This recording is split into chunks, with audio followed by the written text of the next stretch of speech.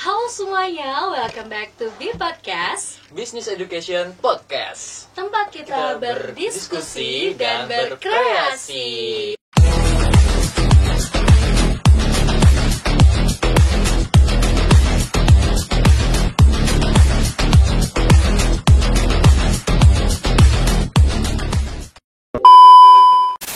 Hai, halo semuanya. Halo B-Fams, hari ini seneng banget.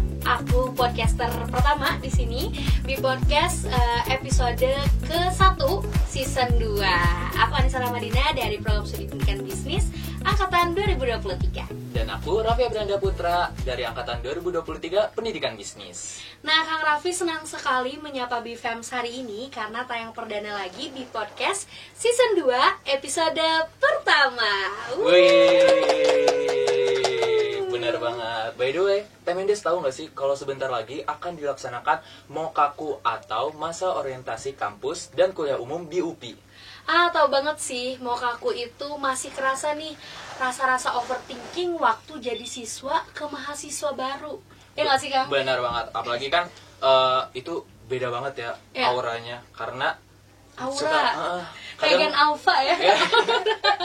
Sigma. Sigma. Sigma. Mewing.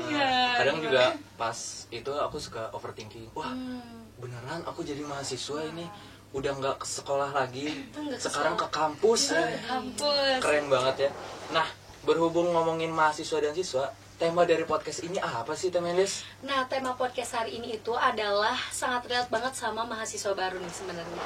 Soalnya hari ini temanya adalah transitioning mindset from student to university student. Wow, temanya kelihatan sangat berbobot ya. Iya, berbobot. Berbobot banget. Nah, kalau podcast berdua ini kan kayaknya udah seru banget nggak sih? Iya, kalau berdua pasti suka ada yang ketiganya. Kalau ketiganya ada yang keempatnya juga. Oh, ada yang Bukan kelima yang nggak? lain, nggak ada. Nggak ada. Ketiga dan keempatnya ini dia narasumber kita. Halo, boleh diperkenalkan ke BFM semua. Boleh aku dulu. Halo semuanya, kenalin nama aku Fitri Susilawati, biasa dipanggil Empit, boleh. Aku dari Pendidikan Bisnis angkatan 23. Oke, boleh? Hai semua, kenalin, nama aku Najwa Libekti, biasanya dipanggil Najwa atau Ewa, dan aku angkatan 22 dari Prodi Pendidikan Bisnis, dan asal aku dari Bangka Belitung. Oke, Wih. dari Bangka Belitung. Betul. Jauh Jauh sekali banget, ya. jauh banget. Di luar Pulau Jawa bukan ya itu? Iya, di Sumatera. Oh, Dekat Sumatera. keren banget. Tapi Bangka Belitung itu terkenal sama martabak bangkanya nggak sih? Betul. Bener banget. Bener Oh, banget. betul. Kirain cuma di Bandung doang. Enggak, Oh, tuh. martabak Bangka itu dari Bangka Belitung. Iya. Oh, oke, insight baru. Insight baru. Ilmu. Kalau Teh Fitri tadi dari mana? Aku dari Garut. Dari Garut. Oh, jauh-jauh ke sini ya, Teh? Iya, betul. Hari ini. Teguran lu dong effortnya. Tahu nggak Sampai. itunya oleh-olehnya apa? Dodol. Dodol Garut. Ya. Betul. Enggak, dombanya sekalian dibawa ke sini. Keberatan deh kayaknya. Iya, keberatan. Ya. Enggak muat juga kayaknya. Repot. Betul. Mungkin langsung aja. Kang Iya, Raffi. langsung aja kita masuk ke session Q&A. Nah, oke. Seru banget nih. Seru banget nih pasti. Nah, pertanyaan pertama nih, aku pengen nanya ke teteh-teteh sekalian. Semenjak masuk ke university menjadi mahasiswa, apa sih culture shock atau tantangan terbesar kalian saat masuk dunia perkuliahan? Sama aku juga pengen nanya nih, ada persiapan khusus nggak sih buat perpindahan antara siswa menjadi mahasiswa? Gitu, boleh Teh? Oke, siapa dulu? Aku dulu. Boleh Teh gitu. Tadi tuh pertanyaannya menarik banget ya Kang Raffi dan Teh Mendes mengenai kultur shock dan tantangan jadi mahasiswa gitu ya. Pastinya menurut aku sebagai mahasiswa gitu ya, angkatan 23, kultur shocknya tuh banyak banget Teh ya, banyak banget mulai dari pertemanan, akademik sampai lingkungannya gitu ya, banyak banget. Nah, aku di sini mau bahas dari sisi akademiknya dulu. Oke. Kultur shock aku sebagai mahasiswa yang tadinya dari siswa tuh cara belajarnya yang lebih kompleks Teh. Jadi tugas-tugasnya tuh banyak banget ya. Tadinya tuh dari siswa tuh emang simple-simple gitu ya. Nah, pas jadi mahasiswa tuh banyak banget, terus kayak gaya belajar dosennya tuh beda-beda juga kayak gitu. Nah, mungkin yang kedua tantangannya tuh adalah dari pertemanan. Nah, Oke, menurut dari aku pertemanan tuh kan kita nggak dari satu daerah gitu ya. Teteh ada dari Bangka Belitung, Teh Mendes dari Bandung, Raffi dari Jakarta gitu ya. Banyak banget kultur shock dan latar belakang yang beda-beda. Nah, dari situ tuh nggak jadi sebagai tantangan aja, tapi juga sebagai kesempatan gitu ya, buat belajar hal baru. Banyak banget yang menarik, banyak banget budaya-budaya dari setiap daerahnya tuh banyak banget yang menarik gitu menurut aku. Jadi bikin semangat juga ya. Betul, bikin semangat. Iya. Terus bahasanya juga kan ada yang beda-beda gitu ya, ada yang bahasa daerahnya juga diambil. Kadang suka kebawa-bawa juga Betul. ya. Campur-campur gitu di kelas gitu. Oke, kalau itu kalau dari Teh Fitri. Kalau dari Teh Najwa. Kalau aku sebenarnya culture shocknya pertama mungkin budaya ya, karena aku dari Sumatera yang biasanya ngomongnya agak nadanya tinggi gitu ya, terus di sini kan halus banget orang-orangnya ya gitu. Nah itu salah satu culture shock yang menurut aku kayak wow gitu. Terus kedua tentang yang menurut aku culture shocknya juga sama kayak dia tadi ya, bahas tentang akademik gitu kan, workplace lagi belajarnya cepet banget, terus ya kita tugasnya banyak, terus kegiatan kita banyak, jadi kita harus bisa nyimbangin waktu kita gitu. Yang kedua juga perbedaan antara dosen dan guru. Kalau dosen kan mereka sebagai provider ya. Kalau guru tuh mereka nurturing kita, kayak kita harus belajar apa nih, apa yang mau dicapai sama kita. Kalau kita sebagai mahasiswa kan kita yang harus kayak aku mau capai ini nih. Nah, berarti apa yang harus aku tanyain ke dosenku gitu. Lebih mandiri gitu ya. Betul, belajarnya. Kayak gitu, Kang Raffi. Tapi emang bener banget ya, kalau kalian tahu itu di Bandung itu emang halus banget. Aku juga kaget nih sebagai orang Jakarta. Oke, gimana tuh kalian coba Kalau di diceritain? Jakarta nih ngomong aku kamu itu tandanya kamu suka sama dia. Tapi di Bandung tiba-tiba semuanya ngomong aku kamu. Gitu. Even itu cowok sama cowok kan juga kaget. Apa dia suka sama aku gitu? Aduh, kaget. Itu rada tricky juga Iya, ya, dan takut ternyata juga ya. pas diceritain emang kayak gitu. Emang kayak gitu, beda budaya aja Iya. gitu ya. Menyesuaikan lah kita ya. Menyesuaikan, betul. Nah selanjutnya nih masih sama gitu ya, pertanyaannya nyambung kayak berantai gitu ya, nyambung.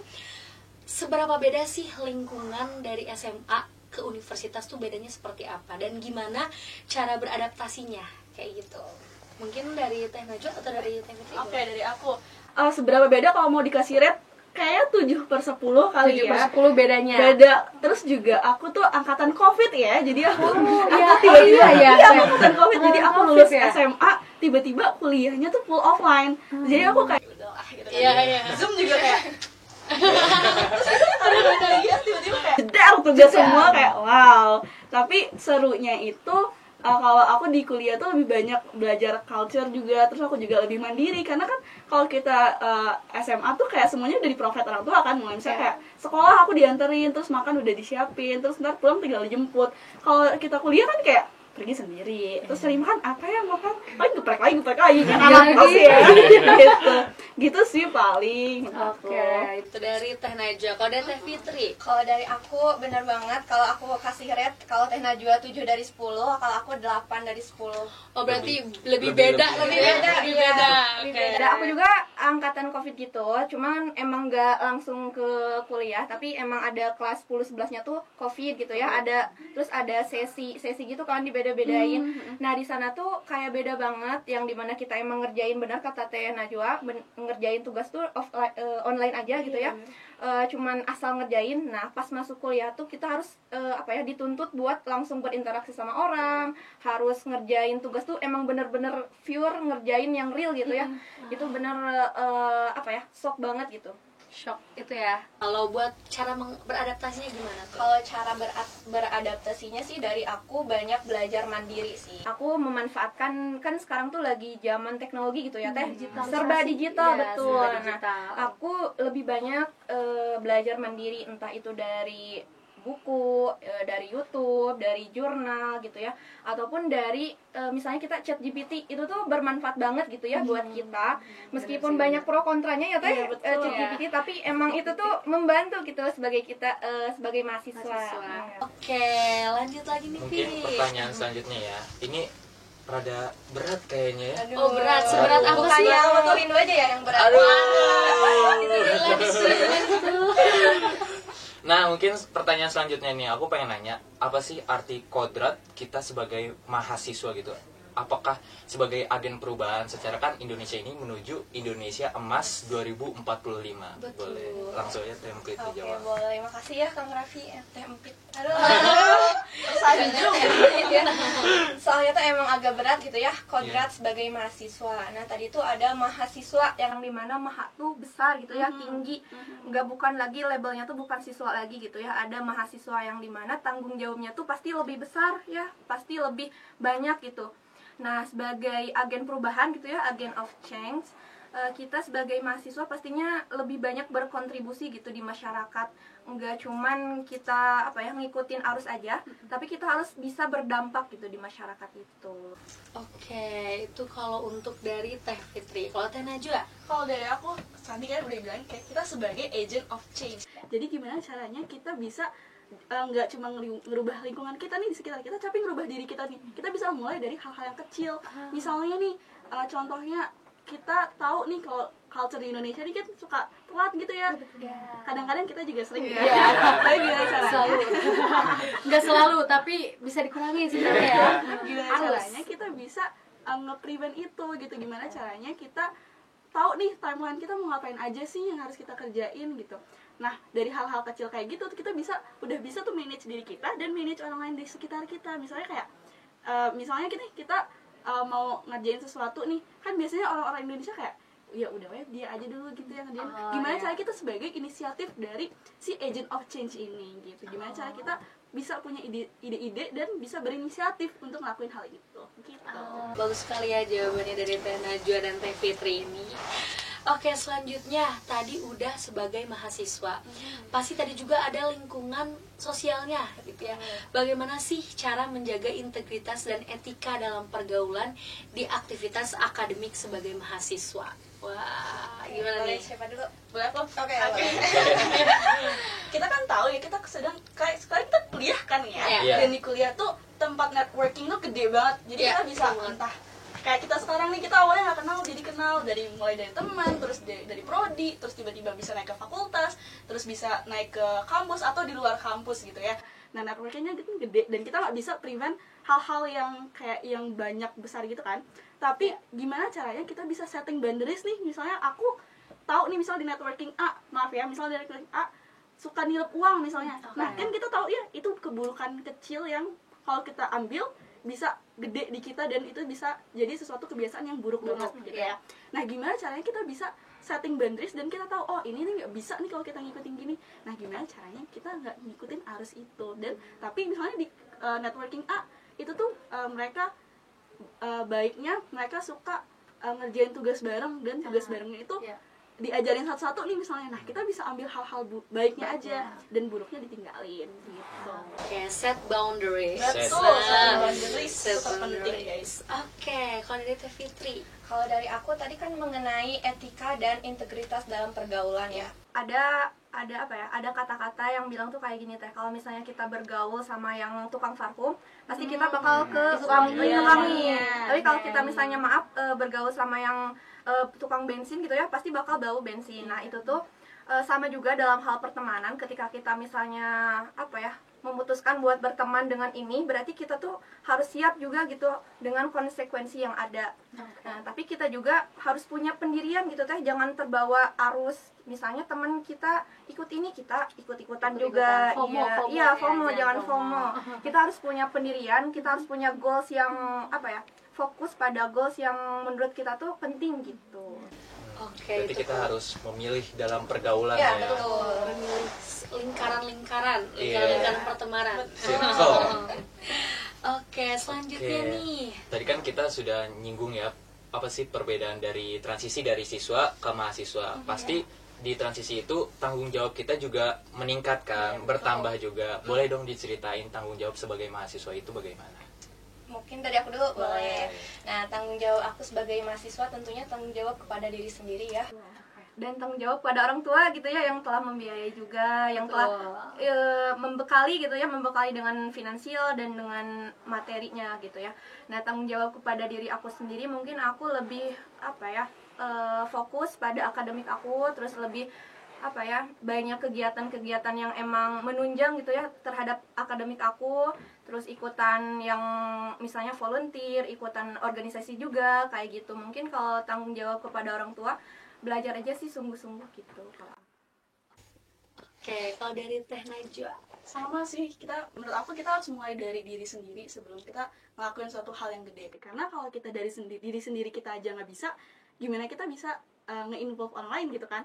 Menurutku kayak mulai dari hal-hal kecil, dari kemandirian, terus leadership skill. Kenapa aku nekenin leadership skill? Karena kalau kita sendiri nggak bisa mimpin kita kan sering ya kalau kadang-kadang kita punya rasa malas juga kan. Kalau kita nggak bisa ngeliat diri kita buat keluar dari zona malas kita itu, kita nggak bisa ngapa-ngapain. Pasti harus kita tetap stuck di situ nggak sih? Gitu. Jadi menurut aku kita harus keluar lebih ke tahu sih diri sendiri mau ngapain dan gimana caranya kita bisa ngeliderin diri kita baru ngeliderin orang lain. Dan keluar dari zona nyaman juga ya. Jadi ingat lagu 420 ya. Keluar dari zona nyaman. Oke, keren banget nih jawabannya ya, sangat relate juga sih bagi aku juga kita semua ya. Kita semua. Iya, relate bagi kita semua relate banget ya. Nah, selanjutnya nih bagaimana teteh ini gitu ya, teteh memandang peran mahasiswa sebagai agen perubahan dan langkah-langkahnya nih, langsung ke langkah-langkahnya. Boleh dari Teh Fitri atau dari Teh Najwa mungkin? Boleh, dari aku dulu boleh. Tadi itu dari awal udah di highlight juga ya tentang agent of change, tentang agen perubahan. Tapi kita tuh mengenai perubahan, kita nggak harus mulai dari hal-hal besar, tapi kita harus mulai dulu dari hal-hal kecil, dari hal diri kita sendiri gitu ya. Misalnya kita ikutan seminar, ikutan webinar kayak gitu, terus menyebarkan informasi juga kayak itu termasuk perubahan gitu ya, meskipun itu emang dianggap kecil tapi menurut orang lain siapa tahu besar gitu. Mungkin dari mindset juga mungkin ya. Iya betul, dari mindset kita tuh ada yang kan ada dua gitu ya, mindset tuh ada yang fixed mindset sama grow mindset. Nah, di sana kita harus grow mindset yang dimana kita tuh harus punya pikiran yang harus tumbuh gitu ya, jangan stuck aja di sana. Kalau dari Teh Najwa, nah mungkin dari aku sama sih, hampir sama kayak yang diomongin Fitri tadi. Tapi ngomongin grow mindset kan kita kadang-kadang bingung ya, kayak gimana cara kita bisa nge-grow mindset nih. Menurut aku sebagai mahasiswa yang mana nanti kita banyak baca jurnal ya, itu tuh kita baca buku atau dengerin podcast kayak gini pun kita bisa bantu kita buat grow mindset gitu. Jadi nggak harus ngelakuin hal gede buat menjadi sesuatu. Jadi kita bisa coba jadi hal-hal kecil kayak ya tadi, atau bangun lebih awal dari yang biasa kita lakuin, itu pun kita udah ngelakuin satu perubahan gitu. Oke, kayak gitu, growth mindset. Wow, sangat insightful sekali ya hari ini. Daging semua nih isinya. Bonus karena daging semua. Ada aja juga kenapa ini celutukannya. Oke nih BFM, ternyata banyak banget yang kita bahas dan kita ulik lebih dalam lagi ya dari Teteh Fitri dan Teh Najwa mengenai transitioning mindset from student to university student. Iya nih Teh Mendes, betul banget. BTW di depan kita nih ada sesuatu yang menarik banget. Menarik banget ya, warna kuning-kuning nih. Apa nih? Ternyata ini ada Elmon, camilan lemon madu. Dimakan dengan kulit dan bijinya manis, asam, dan segar. Tidak pahit lagi tuh. Tidak pahit. Dan yang paling penting rendah kalori. Rendah kalori ini cocok banget buat aku dulu. Boleh nih teman-teman kita coba dulu, karena musim-musim sekarang tuh lagi musim apa ya namanya, perubahan cuaca gitu ya. Pancaroba ya, perubahan cuaca yang bikin daya tahan tubuh ini suka menurun. Iya benar. Nah ini adalah salah satu cemilan yang bisa menjaga daya tahan tubuh. Boleh dicoba Teteh? Boleh dibuka ini? Boleh Kita makan bareng-bareng. Kita makan bareng-bareng. Kita kayak unboxing gitu. Iya, unboxing dulu ya guys. Repot ya. Wow. Oh, ini jadi satu irisan gini tuh langsung gitu, nggak dicampur lagi sama bahan-bahan yang lain kayaknya. Iya, wanginya juga harum banget, harum lemon. Harum lemon. Coba ya. Kita makan bareng-bareng. Can dulu. Can.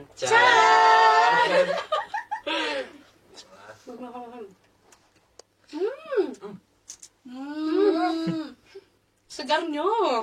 Mantap ya. Enak. Ini cocok banget buat kalau misalkan dicampur sama teh juga kayaknya cocok nih. Benar. Pagi-pagi anget-anget ya. Iya. Ini cocok banget gitu buat kita. Mengandung apa nih? Vitamin C lah. Vitamin C. Vitamin C karena dari lemon asli. Lemon asli. Bukan abal-abal? Bukan abal-abal. Dan rasanya sama persis kayak di kemasan ya. Nggak pahit, manis, asem, juga seger ya. bener. Seger banget. Seger banget ini sih. Seger banget. Seger banget ya, langsung banget. Langsung fit, langsung dalam semangat. Fit, Tuh. Fitri, bukan ya? Nyambung fit, lagi. lah nyambung. Fitri dan fit. Oke nih Kang. Elmas ini tadi produk inovatif. Sekarang kita juga biar lebih seru lagi, ngapain lagi nih Kang? Kita main game. Main game. Ini lebih seru nih. Gamenya namanya apa ya dia? True or false. True or false. Kita ada properti juga nih Kang. Ini Aduh, boleh menarik dibagiin. banget. Ini buat Wah, thank you. ya nanti caranya kita akan ngasih tahu satu statement satu kalimat. Kalau 1, 2, 3 baru nanti diangkat itu true atau false. False. Oke, yang pertama, apakah benar lulusan pendidikan bisnis itu harus jadi guru? Karena kan nanti jadinya SPD gitu ya. Benar. SPD nih. Oke, ini adalah fun fact juga ya buat teman-teman yang nggak tahu. Kita lihat jawabannya true or false. Oke, Satu. siap? Udah siap jawabannya? Siap. 1, 2, 3. Oke, jawabannya false. Kenapa tuh false, Teh? Karena kan seperti yang kita lihat, walaupun gelar kita SPD, tapi lulusan-lulusan yang lain, alumni kita kan banyak tuh yang nggak jadi Iya. guru kan. Iya, Ada yang punya bisnis yang kayak kamar gadget, terus juga mungkin kalian lihat kating-kating kami udah punya bisnis gitu Iya, kan. bener. Karena Punya salah satu bisnis. syarat lulus dari Penbis kan punya bisnis juga kan. Oke. Gitu. Jadi sebenarnya stereotype anak Penbis, anak pendidikan bisnis itu nggak harus jadi guru gitu. Stereotype itu salah guys. Bisa dipatahkan dari sekarang. Salah. Coba dari Oke, Fitri. kalau dari aku Bener ya? meskipun ada pendidikan bisnis gitu ya, ada pendidikannya, meskipun berorientasi nantinya lulusannya jadi guru, tapi itu tuh nggak semua gitu ya. Itu tuh nggak semuanya jadi guru. Benar kata Teh Najwa juga, ada yang jadi wirausaha gitu ya, banyak banget yang usaha-usahanya di mana dan udah pada sukses juga gitu. Tapi mungkin bisa juga tadi nggak semua jadi guru, juga ada edupreneur juga. Jadi guru sekaligus wirausahawan gitu ya. Jadi sangat keren ya. Fleksibel. Keren banget, Sangat fleksibel gitu fleksibel. pendidikan Bisa bisnis kemana-mana ini. gitu ya. Bisa Iya. kemana-mana. Bisa double job. Double job bisa. Bisa. Oke, statement yang kedua nih, kita ada dua statement. ada dua statement. Ada dua Ada dua statement. statement. True or false? Setelah nonton podcast ini, Maru jadi makin siap untuk menjalani dunia perkuliahan. Oke, siap jawabannya? Siap? Kan pada siap nih Hitung, jawabannya. guys. Hitung ya. 1, 2, 3. True. Oke, true. True karena hari ini insightful sekali, ya. banget Bonus tadi ya. Pokoknya Maru wajib nonton. Maru wajib Wajib nonton. nonton. Komen juga dan like and subscribe and share. Betul. Kapan lagi kalian dengerin podcast dari Prodi gitu ya? Iya. Lihat kali itu kan hostnya Keren-keren banget ya Teh. Aduh. Kembali juga buat narasumbernya. Gak kerasa nih hari ini podcastnya seru banget. Semoga jawaban dari narasumber kita hari ini, ngobrol-ngobrol kita hari ini mendapatkan mengurangi rasa penasaran dari mahasiswa baru semuanya dan mengurangi overthinking BFM semua. Dan kami juga ingin berterima kasih kepada tim kreatif kami yang membantu di belakang layar. Tapi jangan khawatir teman-teman, di podcast juga bakal ada lagi ya nanti ya di bulan depan. lagi. Pokoknya tungguin kita lagi. Oke. Kira bakal diundang lagi nggak Teh? Pantengin terus di YouTube-nya Besa. Oke. Satu lagi untuk info penting seputar Penbis, pendidikan bisnis, kalian bisa pantengin terus di IG BSA UP Official. Kalau gitu langsung aja kita closing. Don't forget to like, Comment, and subscribe. See you on the next episode, my friends. Bye-bye.